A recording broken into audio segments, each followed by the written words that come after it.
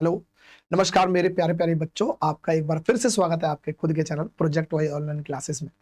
और हमने देखो भाई पेरेंट्स को तो पढ़ लिया है, अब बात आ रही है बच्चों को पढ़ने का। पेरेंट्स तो पढ़ लिया सर, मतलब कि हमने एसिड्स और बेसिस को पढ़ लिया है। अब उन्हीं से जन्म लेने वाले बच्चे को पढ़ लेते हैं और उस बच्चे का नाम होता है सॉल्ट। तो आज की क्लास में पढ़ेंगे सॉल्ट के बारे में। ठीक है, मैं आपको बता दूं क्लास 10th की जो सेकंड चैप्टर है केमिस्ट्री का, एसिड्स बेस एंड सॉल्ट, वो चल रहा है और हमने खत्म कर लिया है एसिड्स और बेस को आराम से। और अब आ रहा है सॉल्ट। मैं क्यों बोल रहा हूं सॉल्ट को एसिड और बेस का बच्चा, वो इस लेक्चर में आपको समझ में आ जाएगा। ठीक है, तो शुरुआत कर लेते हैं। सबसे पहले देखो, मैं आपसे पूछूं कि भाई सॉल्ट के कुछ एग्जांपल बताओ, तो आपके मन में चल रहा होगा कि सॉल्ट का मतलब सर एक ही सोडियम क्लोराइड, जो घर में हम नमक यूज करते हैं वो। इसके सिवा कोई एग्जांपल पूछे तो आपका बिल्कुल दिमाग ब्लैंक हो जाता है। एसिड्स के आप भले ही एग्जांपल दे दो, बेसिस के भी एक दो एग्जांपल दे सकते हैं, लेकिन सॉल्ट के बारे में जब भी आएगा तो एक आपके पास कॉमन सॉल्ट जो है, जो घर में यूज हो रहा नमक, उसके सिवा कोई दूसरा एग्जांपल समझ में नहीं आता, क्योंकि बच्चों को पता ही नहीं है सॉल्ट क्या है। तो आज के बाद आपको सॉल्ट क्या क्या होते हैं वो समझ में आने लग जाएंगे। ठीक है, तो शुरुआत कर लेते हैं। सबसे पहले पहले तो डेफिनेशन को समझ लेते हैं। अगर हम डेफिनेशन को समझेंगे, देखो कई डेफिनेशन है, धीरे धीरे सब डेफिनेशनों पे आएंगे, क्योंकि हर डेफिनेशन कुछ ना कुछ इसके बारे में बताएगी। तो सबसे पहले डेफिनेशन को समझते हैं। डेफिनेशन क्या कहती है? ए salt is a chemical compound formed when the hydrogen of N acid is replaced by metal और अमोनियम ग्रुप।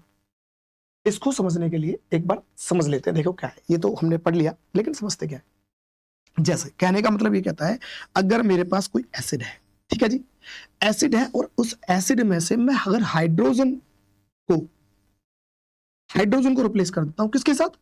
हाइड्रोजन को रिप्लेस कर देते हैं हम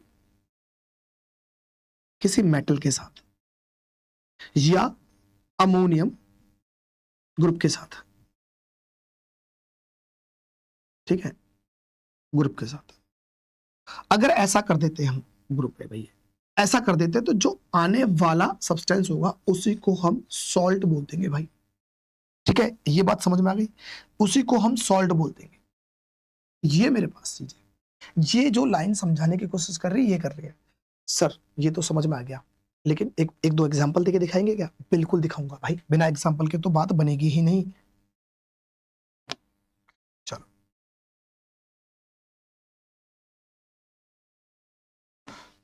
चलो देखते हैं। जैसे मेरे पास है कुछ एसिड्स, कैसे? हमने ले लिया भाई HCl, ठीक, मैंने ले लिया H2SO4, और एक हमने लिया HNO3। ठीक है, कोई दिक्कत तो नहीं? चलो, तो ये मेरे पास एसिड है और यही एसिड स्ट्रॉन्ग भी है। क्लास 10th के लिए यही स्ट्रॉन्ग एसिड में कहने जाते हैं। अब अब अगर ले लेते हैं कोई मेटल, जैसे मैंने कोई भी मेटल ले लिया, मान लेते हैं हमारे पास कुछ मेटल ले लेते हैं। मेटल जैसे मैंने लिया सोडियम, मैंने ले लिया कैल्शियम, मैंने ले लिया पोटेशियम। ठीक है, ये मेटल है भाई, कोई दिक्कत तो नहीं है। अब इसके अंदर क्या है भाई? इसके अंदर अभी जो लाइन समझा रही है वो क्या है? सर हाइड्रोजन को रिप्लेस करना है, सर हाइड्रोजन को रिप्लेस करना है, सर हाइड्रोजन को रिप्लेस करना है, किसके साथ? किसी भी मेटल के साथ। और किसी भी मेटल का मतलब क्या है कि हमारे पास जो रिएक्टिविटी सीरीज थी उसमें हाइड्रोजन से ऊपर वाले मेटल रिप्लेस कर पाएंगे इस हाइड्रोजन को, उससे नीचे वाले मेटल बिल्कुल नहीं कर पाएंगे। बोलेंगे सिल्वर रिप्लेस कर देगा, नहीं कर पाएगा, क्योंकि हाइड्रोजन से नीचे है रिएक्टिविटी सीरीज में। गोल्ड कर देगा, बिल्कुल नहीं कर पाएगा, क्योंकि हाइड्रोजन से नीचे है रिएक्टिविटी सीरीज में। तो ये भी ध्यान रहना। एक्चुअली में अब हमारे पास जो डिस्प्लेसमेंट रिएक्शन है कुछ ऐसा होने वाला है। तो इस हाइड्रोजन की जगह हम क्या कर देंगे? इस हाइड्रोजन की जगह मैं लगा दूं क्या? सोडियम।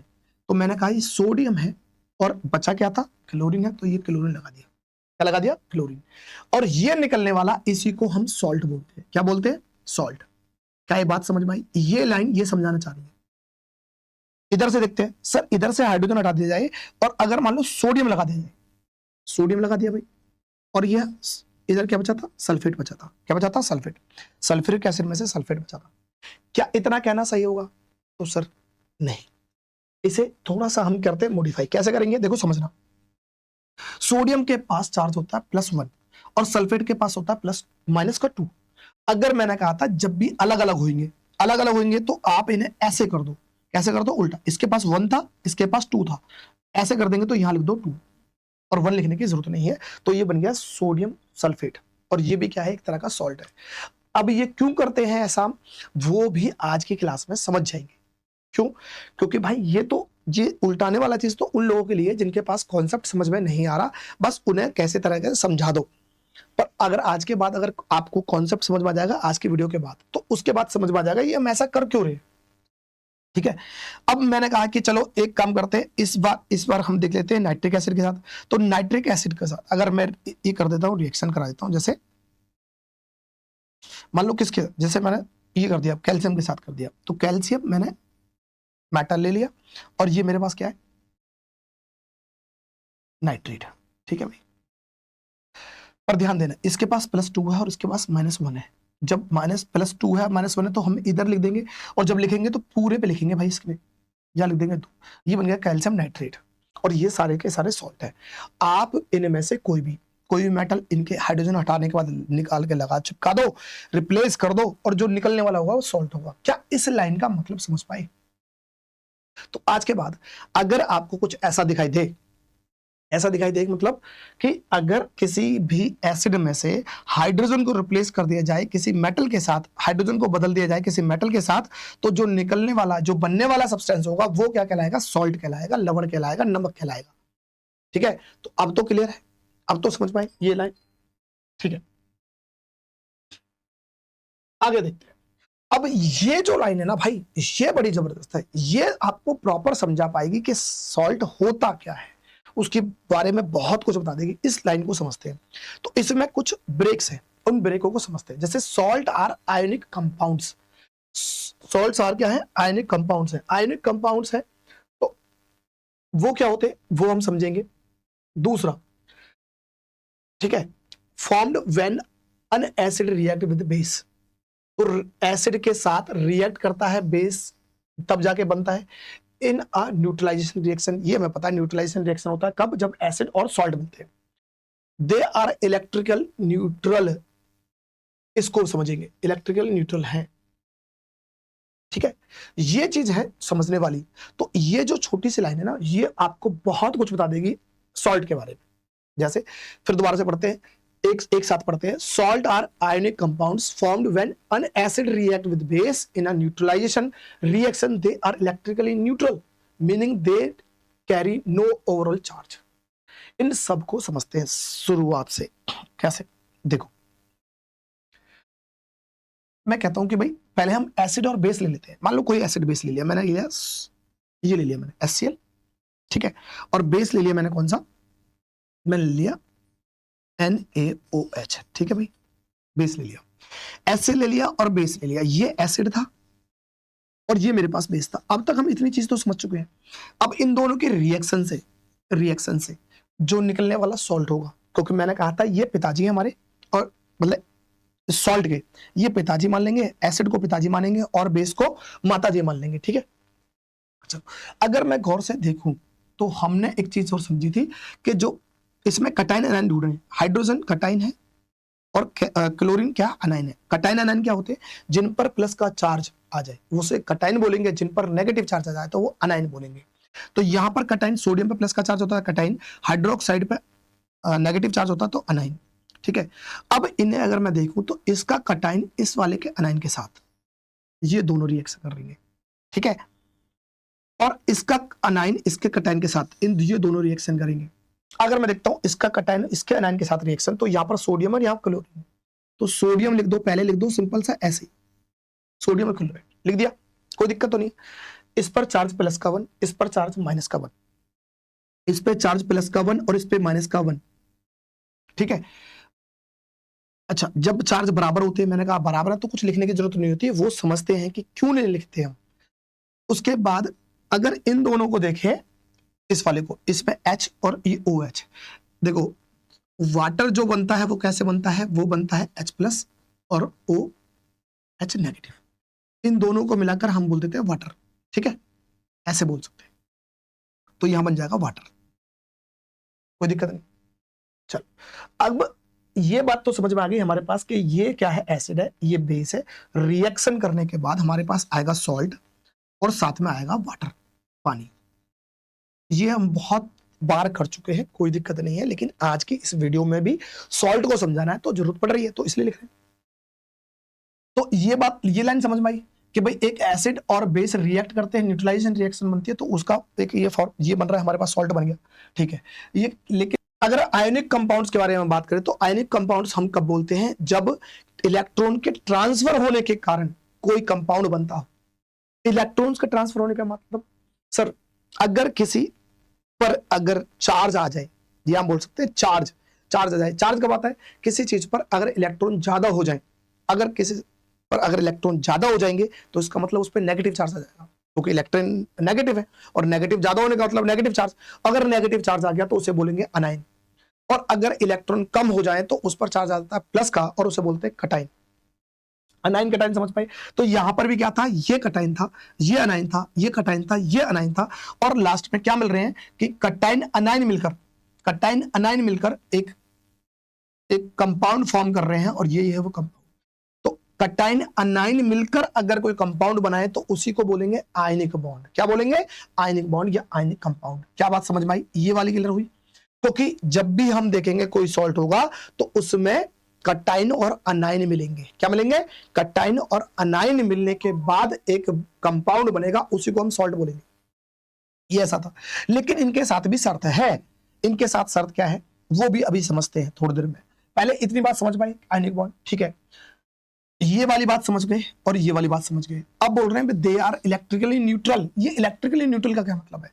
इलेक्ट्रिकली न्यूट्रल का मतलब यह है कि इस पर सोडियम पे चार्ज था +1, क्लोरीन पे प्लस क्या था -1, और दोनों को अगर ओवरऑल चार्ज देखूंगा तो क्या आएगा, प्लस माइनस कट जाएंगे, बराबर चार्ज थे, 0 आया, और 0 को बोलेंगे न्यूट्रल और या बोलेंगे इलेक्ट्रिकली न्यूट्रल।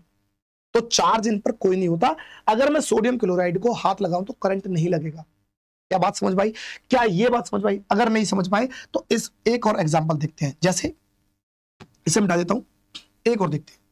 जैसे मैंने इस बार ले लिया H2SO4, ठीक है, और हमने ले लिया इस बार सोडियम हाइड्रोक्साइड, क्योंकि हमने लेना क्या, ये एसिड है हमारे पास और ये बेस है हमारे पास, न्यूट्रलाइजेशन रिएक्शन दिखानी है।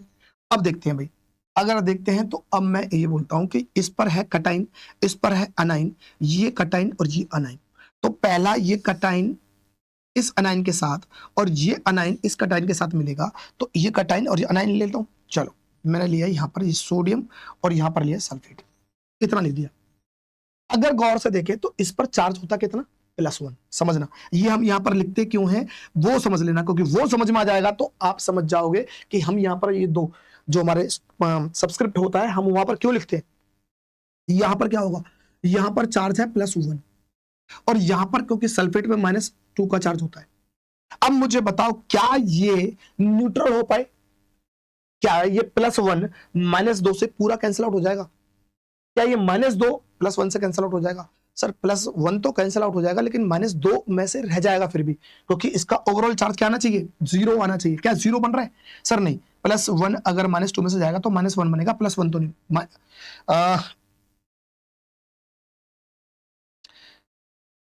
+1 माइनस अगर 2 में से माइनस होगा तो माइनस का 1 बन जाएगा सर, 0 तो नहीं बनेगा।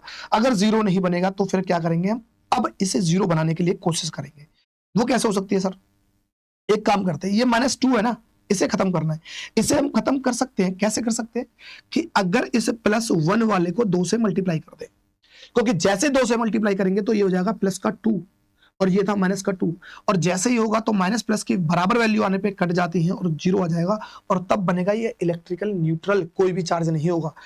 इसका मतलब सर इस +1 वाले को 2 से मल्टीप्लाई किया था, +1 वाले को 2 से मल्टीप्लाई किया था, इसका मतलब +1 किस पे था, ये सोडियम पे था। अगर सोडियम पे था तो इस सोडियम को यहां लिख देंगे, ये 2 से मल्टीप्लाई हो गया एक्चुअली में, नीचे लिख देंगे 2। अब क्या हुआ, ये Na2SO4, ये हुआ हमारे पास सोडियम सल्फेट। तो ये बना सॉल्ट, सॉल्ट तो बन गया, पानी भी ये बन गया। क्या बात समझ में आई कि हम इलेक्ट्रिकली न्यूट्रल क्यों बोलते हैं किसी भी सॉल्ट को? समझ में आया कि हमने यहां पर इसे न्यूट्रल करने के लिए इसे इस तरह से अरेंज किया।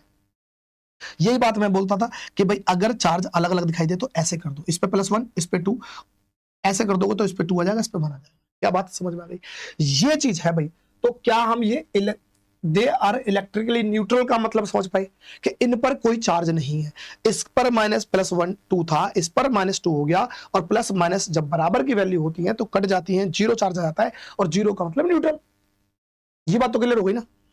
ठीक है, तो मैं ये उम्मीद करता हूं आपसे कि ये लाइन का मतलब समझ पाए। तो आज के बाद हमारे पास क्या समझ में आएगा? सॉल्ट आयनिक कंपाउंड्स होते हैं। क्यों होते हैं? क्योंकि कैटायन अनायन मिलकर एक सॉल्ट बनाते हैं। दूसरा, एसिड और बेस मिलकर रिएक्शन कराते हैं और वो न्यूट्रलाइजेशन रिएक्शन में सॉल्ट बनता है। ठीक है, तो सॉल्ट हमने न्यूट्रलाइजेशन रिएक्शन से मिला है। और क्या था कि they are electrically neutral. Electrically neutral इसलिए होते हैं क्योंकि उन पर कोई चार्ज नहीं होता, बनने के बाद कोई भी चार्ज नहीं होता। ठीक है, और ये मतलब समझ के मैं अभी फिलहाल बता देता हूं। एक चीज और मैंने बोली है, मैंने क्या बोला था कि आप याद समझ लेना कि मैं कहता हूं कि भाई हमारे पास कोई एसिड है और एक बेस है। मैंने इस लेक्चर को शुरू होते समय मैंने एक चीज बोली थी कि मैंने बोला था कि भाई अगर एसिड है तो उसे पिताजी का दर्जा दो। क्या दो? पिताजी का दर्जा। किसके लिए? नमक के लिए। इसे दो माताजी का दर्जा। ठीक है, ये माताजी। और इनसे निकलने वाला, इनसे बनने वाला जो बच्चा होगा, है ना, जो बच्चा होगा वो बच्चा कौन होगा? उस बच्चे का नाम रख दो सॉल्ट। क्या रख दो? सॉल्ट। तो एसिड हमारे, इसके मतलब हमारे नहीं, मतलब सॉल्ट के पिताजी है, और जो बेस है वो सॉल्ट की माताजी है, और सॉल्ट इनका बच्चा है। ये चीज भी क्लियर करेंगे, आप बिल्कुल समझ जाओगे। फिलहाल एक बात और समझ लेना, बोला there are many types of salts. बहुत सारे टाइप सॉल्ट होंगे, वो पढ़ेंगे हम सब। लेकिन कुछ कॉमन सॉल्ट होते हैं। कुछ कॉमन सॉल्ट क्या? एक कॉमन सॉल्ट होता है जो सब जगह यूज होता है, ज्यादातर खाने के स्वाद बढ़ाने के लिए, है ना। उस कॉमन सॉल्ट को, या उसे हम टेबल सॉल्ट बोलते हैं, और उसका नाम होता है सोडियम क्लोराइड। क्या बोलते हैं? सोडियम क्लोराइड, जो आप सब घर में यूज करते हैं। Sodium chloride. क्या बोलते हैं? Sodium chloride. इस सोडियम क्लोराइड को ही हम क्या बोलते हैं? इसी को हम बोल देते हैं टेबल सॉल्ट। टेबल सॉल्ट, और इसी को बोल देते हैं कॉमन सॉल्ट। ठीक है भाई, अब ये सबको पता है। सर बोल रहे हैं सर ये क्या बता रहे हो? सबको पता है, सबको पता है, लेकिन जब सवाल एग्जाम में आता है, एग्जाम के सवाल में हमें ये भूल जाते हैं हम छोटी छोटी चीज। कैसे भूल जाते हैं? एक बार समझ लेते हैं। देखो कहां भूल गए थे, ये देखो सवाल था। अच्छा, ये एग्जाम का क्वेश्चन है भाई। ठीक है, ये एग्जाम का क्वेश्चन है। ठीक, क्या है? Consider the following reactions. Consider करने है फॉलोइंग रिएक्शंस का। लिखा है यहां पर dilute hydrochloric acids with sodium hydroxide. अब डाइल्यूट हाइड्रोक्लोरिक एसिड का मतलब है एक एसिड है, और सोडियम हाइड्रोक्साइड क्या होता है? बेस होता है। और इनकी रिएक्शन करें, जब एसिड बेस की रिएक्शन करें तो न्यूट्रलाइजेशन रिएक्शन है। रिएक्शन में क्या आएगा? एक तो निकलता है सॉल्ट, और एक निकलता है हमारे पास वाटर। समझ में आया? इस छोटी सी चीज से। अब मुझे बताओ, मैंने पहले वाले से ये मुझे पता है कि सॉल्ट और वाटर निकलेगा, तो मेरे पास ऑप्शन कैसे हैं? ऑप्शन मेरे पास चारों अलग अलग हैं। अगर चारों अलग अलग हैं, इनमें ऐसा अगर ऑप्शन होता गलती से कि ए के साथ बी, ए के साथ सी, या ए के साथ डी, ऐसा ऑप्शन होता तो शायद मैं चेक करता बाकी के। फिलहाल ऐसे ऑप्शन नहीं है, तो इसका मतलब पहले से ही मुझे निकल रहा है, पहले वाले से निकल रहा है कि भाई आंसर रहेगा सॉल्ट और वाटर। सॉल्ट और वाटर यहां पर है। अब मैं कहता हूं कि ये वाला आंसर अगर बन गया है तो गारंटी है इन तीनों में से कोई आंसर नहीं बनेगा, चाहे दूसरा और तीसरा सॉल्व करेंगे तब भी। क्यों? एग्जामिनर ऐसा थोड़ी बोल सकता है कि ये वाला भी सही है और ये वाला भी सही है, या ये वाला भी सही है ये वाला सही है। अगर ऐसा होता तो ऑप्शन भी वैसे ही होते। तो आपको सिर्फ एक, इस वाले क्वेश्चन से आपने निकाला और आपको पता है कि इनमें से सिर्फ एक ही आंसर है, सॉल्ट और वाटर बनेगा। तो अगर बनेगा तो मैं बाकी के नहीं सॉल्व करूंगा अगर मैं एग्जाम हॉल में हूं तो। लेकिन अभी फिलहाल एग्जाम हॉल नहीं है, अभी हम देखना चाहें तो कर सकते हैं। जैसे मैग्नीशियम ऑक्साइड, मैग्नीशियम होता है मेटल, मेटल के ऑक्साइड, मेटल के हाइड्रोक्साइड, मेटल के कार्बोनेट, मेटल के बाइकार्बोनेट, सब क्या करते हैं? ये करते हैं हमारे बेसिक का काम, है ना। और दूसरा क्या है? Hydrochloric acid. और हाइड्रोक्लोरिक क्या है? एसिड, एसिड है। तो एसिड और बेस रिएक्ट करेंगे तब भी सॉल्ट और वाटर बनेगा। कार्बन का डाइऑक्साइड, कार्बन डाइऑक्साइड क्या है? नॉन मेटल का ऑक्साइड्स। नॉन मेटल के ऑक्साइड्स हमने समझ लिए हैं कि नॉन मेटल के ऑक्साइड्स क्या काम करते हैं? एसिड का रोल करते हैं। अगर ये एसिड है और सोडियम हाइड्रोक्साइड के साथ, सोडियम हाइड्रोक्साइड क्या है? बेस है। एसिड का बेस रिएक्ट करेगा तब भी सॉल्ट और वाटर बनेगा। तीनों को हमने चेक किया तब भी हमारे पास ए आंसर है। तो फिलहाल ऑप्शन किस तरह से है? आपको वो बताना है। यहाँ पर सिर्फ छोटा सा सवाल था और सिर्फ पहले से निकाल कर ही आंसर आ गया, 2 चेक भी नहीं करते, क्योंकि ये क्वेश्चन कैसा है, एमसीक्यू क्वेश्चन है। और एमसीक्यू क्वेश्चन कितने नंबर के होते हैं? 1 नंबर का होता है। जब 1 नंबर का होता है भाई, तो ऐसा तो नहीं कि चारों के चारों या तीनों के तीनों निकालने पे आपको 2 नंबर मिल जाएंगे। जब मिलना 1 नंबर ही है तो कितने जल्दी हो जाए, आंसर ठीक होना चाहिए, उस पर काम करो, ठीक है। ये देखो भाई, अभी मैंने थोड़ी देर पहले क्या किया था, मतलब एक क्वेश्चन पूछा था या एक आपको बता रहा था कि भाई हमें सबको पता है, लेकिन हम एग्जाम के दौरान भूल जाते हैं वो चीज। कौन सी चीज भूल जाते हैं, समझना। यह लिखा है खाने बनाने वाली चीजों में आमतौर पर इस्तेमाल होने वाला नमक ए है, और लास्ट में पूछा ए बी सी। इस सवाल को हम भले ही दोबारा से करेंगे जब ये पूरा के पूरा टॉपिक खत्म हो जाएगा, लेकिन फिलहाल इतना सवाल, इतनी चीजें समझ में आने पर यह सवाल हो सकता था। एग्जाम में पूछा था, कब पूछा है भाई, ये 2021 और 22 के टर्म फर्स्ट में पूछा था, और ऑप्शन के हिसाब से। क्यों? क्योंकि एग्जामिनर ने ऑप्शन से मदद कर रखी है हमारी। कैसे? जैसे ही मुझे पता चलेगा कि जो हमारी आमतौर की जो इस्तेमाल होने वाला नमक है वो ए है, और ऑप्शन में हमें पूछा क्या है, ए बी सी का निकालो, तो कहने का मतलब ये हमारे पास पहला ए होगा, ये बी होगा और ये सी के ऑप्शन होंगे। तो ए अगर मुझे पता है, याद करो मैंने अभी थोड़ी देर पहले बोला था आपसे, तो आप बताया था कि भाई कॉमन सॉल्ट जो होता है वो नॉर्मली यूज होता है। कॉमनली यूज कौन सा होता है? Common salt. अब ये सबको पता होता है, लेकिन सवाल जब आएगा तो भूल गए। जैसे पता चला कि ए तो कॉमनली यूज हो रहा है, ठीक है ना भाई, A is commonly use in food products. अगर कॉमनली यूज हो रहा है तो इसका मतलब कौन सा है? Sodium chloride. अगर सोडियम क्लोराइड ए है, मैं आगे सवाल ही नहीं पढ़ूंगा, पेपर में बैठा हूं तो क्या ये मेरे पास सोडियम हाइड्रोजन कार्बोनेट ये कॉमन सॉल्ट है? नहीं है। ए वाली वैल्यू चेक कर रहा हूं, सोडियम कार्बोनेट है क्या? नहीं है। सोडियम कार्बोनेट है क्या? नहीं है, सिर्फ ए। ये जो ऑप्शन डी है उसी में ए की वैल्यू का दे रखी है सोडियम क्लोराइड, और ए के बारे में सोडियम क्लोराइड है। आगे की चीज अपने आप ही ठीक हो जाएंगी, और सवाल इतना करूंगा और आंसर आ जाए, ठीक है। तो अगर आपको पता है छोटी छोटी चीज, तो उनसे आंसर निकाल सकते हो। मैंने पूरा सवाल पढ़ा ही नहीं, आपको भी यही करना है, क्योंकि 1 नंबर के 4 नंबर नहीं मिल जाएंगे एमसीक्यू क्वेश्चन के।